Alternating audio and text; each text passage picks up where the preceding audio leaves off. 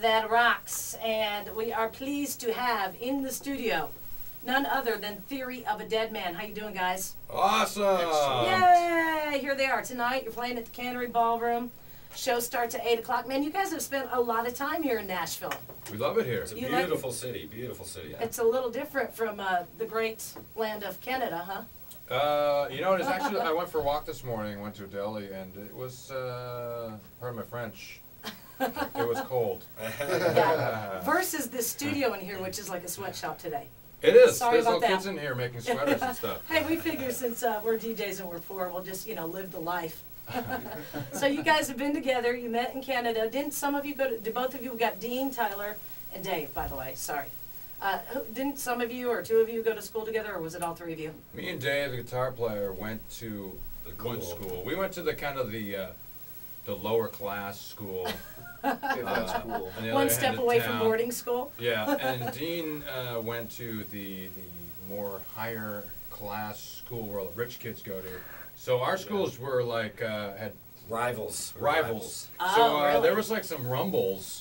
I went to a couple rumbles and big time greaser and social. Yeah, definitely. We were the grease.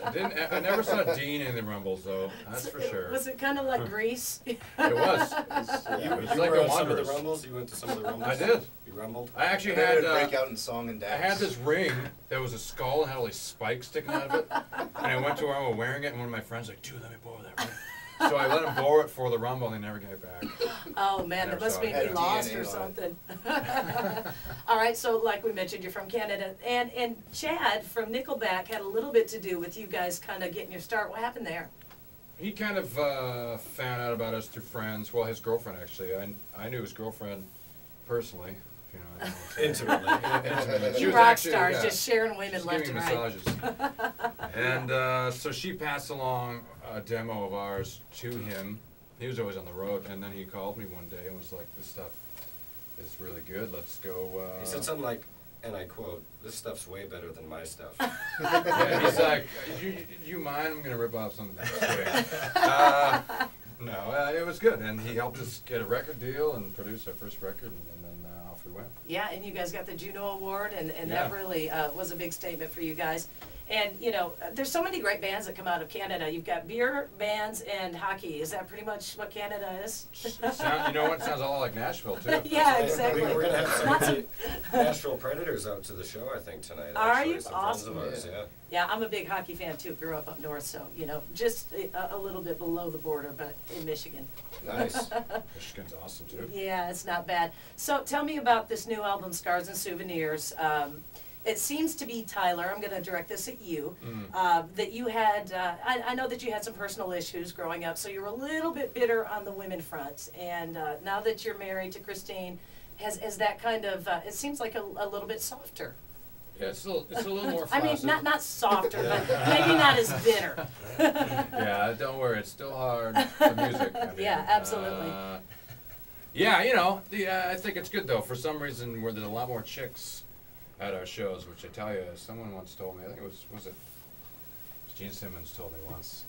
Oh, this will be but, good. you know, it's better to get the chicks because then the guys will follow. So there's some nice songs on this record. Yeah. There's some pretty nasty songs too. Yeah, Which is awesome. good. It's a nice People mix. are digging you guys. I mean, you know, obviously you're charting everywhere and just amazing success. But here, I can't tell you how many times Bad Girlfriend, all your tunes, just so highly requested, and we love it, man. Very Absolutely cool. love Awesome. it.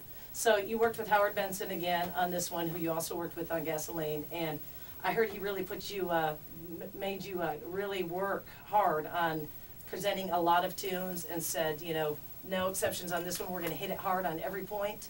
Yeah, he made us work really hard. It's too bad we couldn't make him work. I think the cool thing with using Howard on another record, we kind of knew what to expect going into the studio. So Yeah.